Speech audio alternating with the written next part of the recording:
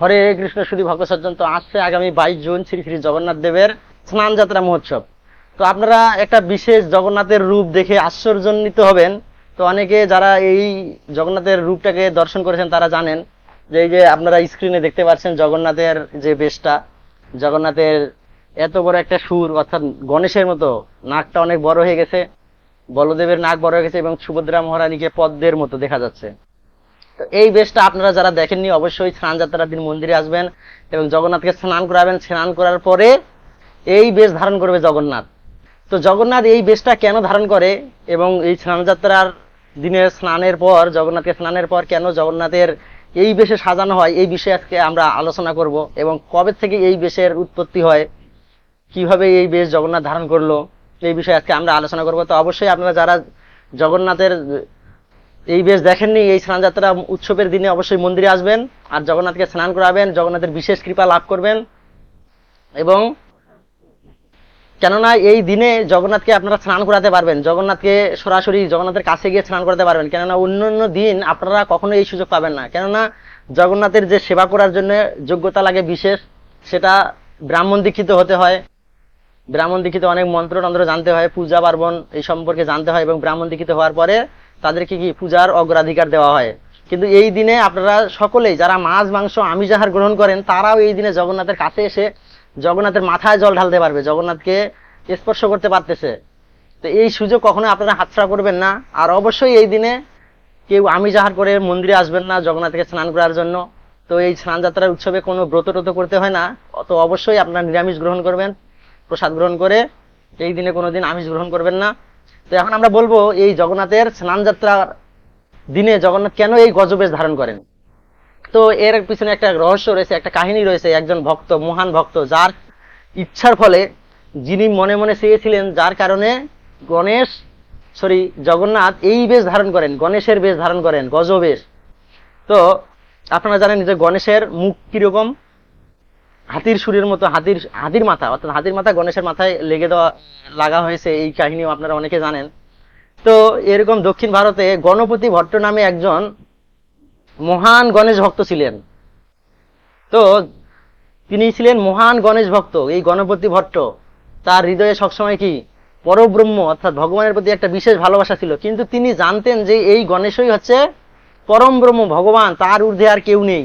তো এরকম আমরা যারা রয়েছি, যেরকম আপনারা দেখবেন যে সিনেমায় অনেকের ফ্যান থাকে, যেরকম কেউ সালমান খানের, কেউ শাহরুখ খানের। তো যারা সালমান খানের তারা সালমান খানকেই সেরা নায়ক বলে মনে করে, এবং যারা শাহরুখ খানের তারা শাহরুখ খানকেই অনেক সেরা নায়ক বলে মনে করে, যে শাহরুখের উপর আর কেউ নেই। তো এরকম কালী মায়ের যারা ভক্ত তারা কালী মাকেই পরম ব্রহ্ম, ভগবান বলে মনে করেন, এবং যারা শিবের ভক্ত তারা শিবকেই ভগবান বলে মনে করেন। এরকম সবাই তার আরাধ্য দেবতাকেই শ্রেষ্ঠ বলে মনে করেন। তো এরকম সেই গণপতি ভট্ট সেই গণেশকেই পরম ব্রহ্ম বলে জানতেন, অর্থাৎ গণেশের উপরে আর কেউ নেই, গণেশই হচ্ছেন পরম ব্রহ্ম, এই গণপতি ভট্ট। এরপর তিনি এই স্নান যাত্রা উৎসবের সময় অনেকে পুরী ধামে যান, পুরী মন্দিরে যান, স্নান দর্শন করেন জগন্নাথকে স্নান করান। তো এই খবর তিনিও শুনছেন এবং তিনি জানছেন, লোকমুখে শুনেছেন যে এই জগন্নাথ আছেন পরম ব্রহ্ম জগন্নাথ। এই জগন্নাথকে দর্শন করলে, স্নান দর্শন করলে, জগন্নাথকে স্নান করালে কেউ আর এই জগতে কি ফিরে আসতে হয় না, জন্মান্তর হয় না, জন্ম মৃত্যুর চক্র থেকে মুক্ত হওয়া যায়। এই সব তিনি শ্রবণ করেছেন লোকমুখে। তারপর তারও ইচ্ছা হয়েছে যে আমি সেই পরব্রহ্মের রূপ একটু দেখে আসব, সেখানকার পরব্রহ্ম আমি একটু দেখে আসি। তো এরপর তিনি গেছেন সেই জগন্নাথের স্নান যাত্রা উৎসবের দিনে, সেখানে তিনি গেছেন পুরী ধামের সেই জগন্নাথের যেখানে স্নান যাত্রা হচ্ছে সেখানে গেছেন। সেখানে যাওয়ার পর সেই গণপতি ভট্ট, গণেশ ভক্ত, উনি দর্শন করেছেন যে জগন্নাথকে স্নান করাচ্ছে।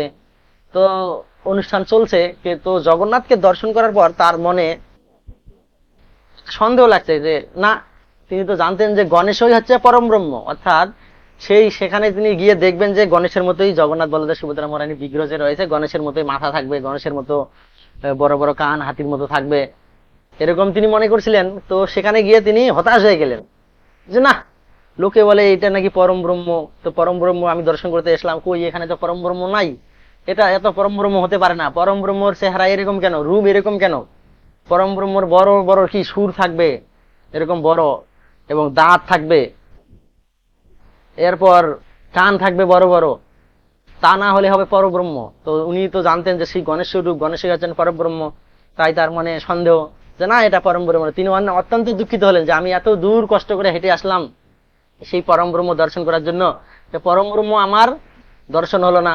তো তিনি অত্যন্ত দুঃখিত হয়ে ফিরে যাচ্ছেন। তো ফিরে যাচ্ছেন যাচ্ছেন অনেক কষ্ট হবে। তো এরকম অবস্থায় জগন্নাথ তিনি দেখছেন যে আমার একজন ভক্ত আমার দর্শন করার জন্য এসেছে, এসে কি আমার দর্শন করে তিনি দুঃখিত হয়ে ভারাক্রান্ত হৃদয় নিয়ে এখান থেকে ফিরে যাচ্ছে। তো জগন্নাথ ভগবান স্বয়ং ব্রাহ্মণ, একজন বৃদ্ধ ব্রাহ্মণ বয়স ধরে এসে, বৃদ্ধ ব্রাহ্মণ বেশ ধরে এসে তিনি সেই গণপতি ভট্টের সামনে গেলেন, গিয়ে বললেন, হে মহাশয়, আপনি কোথায় যাচ্ছেন? আপনাকে এত দুঃখিত মনে হচ্ছে কেন? তো অনেকে, তো তিনি বললেন তখন যে আসলে আমি তো এখানে পরম ব্রহ্ম দর্শন করতে আসছি, তো পরম ব্রহ্ম তো এরকম না, এরকম হওয়ার কথা না, তো এটা আসলে পরম ব্রহ্ম হতে পারে না। তা আমার হৃদয়ে ইচ্ছা নিয়ে এসেছি আমি অনেক দূর থেকে পরম ব্রহ্ম দর্শন করার জন্য, কিন্তু আমি পরম ব্রহ্মের দর্শন করতে পারলাম না। এটা কখনোই পরম ব্রহ্ম হতে পারে না। লোকজন এসব কি ভাবছে যে এটাই হচ্ছে পরম ব্রহ্ম?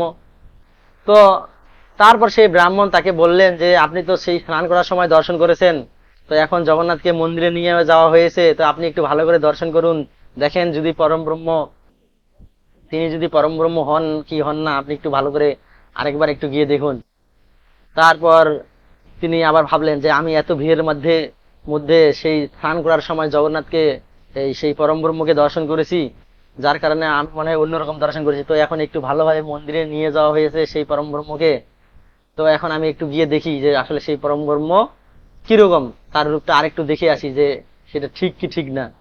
তো এই মনে সন্দেহ নিতে আবার ফিরে গেলেন সেই মন্দিরে, গিয়ে সেখানে দেখলেন যে জগন্নাথ, কি দেখতে পেলেন সেখানে, দেখতে পেলেন সেই জগন্নাথ কি বেশ ধারণ করেছেন, গজ বেশ ধারণ করেছেন। তো ভক্তের মনোবাঞ্ছনা পূর্ণ করার জন্য ভগবান কি করে, কি না করতে পারেন। তো ভক্তের এই গণপতি ভট্টের হৃদয়ের বাসনা পূর্ণ করার জন্য তিনি জগন্নাথ গজবেশ ধারণ করলেন। বলদেব এবং সুভদ্রা মহারানী কি পদ্ম বেশ ধারণ করলেন, অর্থাৎ পদ্ম ফুলের মতো হয়ে গেলেন। তো এই বেশ দর্শন করে তিনি অত্যন্ত কাতর হয়ে গেলেন, খুব কান্নাকাটি করলেন, মুগ্ধ হয়ে গেলেন, এবং মাটিতে গোড়াগড়ি দিতে দিতে একসময় মূর্ছিত হয়ে গেলেন, অজ্ঞান হয়ে গেলেন। তো এরপর তিনি অনেকক্ষণ পর যখন তার জ্ঞান ফিরল, তিনি আবার জগন্নাথকে দর্শন করলেন। তো তিনি আর সেই রূপ দেখতে পেলেন না। তারপর তিনি দুঃখিত হয়ে জগন্নাথের কাছে প্রার্থনা করলেন, হে জগন্নাথ, আপনি আমাকে আবার দর্শন দিন, আপনি সেই রূপের দর্শন দিন, সেই রূপে আপনি দর্শন দিবেন, ভক্তদের কৃপা করবেন, সেই সেই পরম ব্রহ্মরূপী অর্থাৎ গজবেশে। তো এরপর জগন্নাথ তাকে বললেন যে না, এখন আমি আর কি এই বেশে আর আসতে পারবো না। তো প্রতি বছর জগন্নাথের আমার এই স্নান যাত্রার পরে আমাকে এই বেশ পাণ্ডারা পরিধান করবে, আর জগতের সকলেই এই বেশ আমাকে দেখতে পারবে এই দিনে শুধু। তো এরপর থেকে জগন্নাথকে কি করেন পাণ্ডারা, এই জগন্নাথের স্নান যাত্রার পরের দিন থেকে এই বেশে সাজান, এই বেশ গজবেশে জগন্নাথকে সাজিয়ে দেন, এবং ভক্তরা এই গজবেশে দর্শন করেন, এবং জগন্নাথ এইভাবেই ভক্তদের কৃপা করেন, এই পরম ব্রহ্মরূপ। তো জগন্নাথের এটা হচ্ছে কি গজবেশ, পরম ব্রহ্মরূপ। তো শুধু ভক্ত সজ্জন, তো এই কাহিনীটা আপনাদের কেমন লেগেছে অবশ্যই জানাবেন। জগন্নাথের এই অপ্রাকৃত লীলাটা অবশ্যই আমাদের কমেন্টে লিখবেন, এবং ভিডিওটাতে একটু লাইক করবেন। আপনারা যদি কমেন্ট করেন, লাইক করেন, তাহলে আমরা উৎসাহিত হব, এবং এইভাবে সনাতন ধর্মের বিভিন্ন বিষয় সম্পর্কে ভিডিও আপনাদের কাছে নিয়ে আসবো। তো চ্যানেলটি সাবস্ক্রাইব করে পাশে থাকবেন। হরে কৃষ্ণ।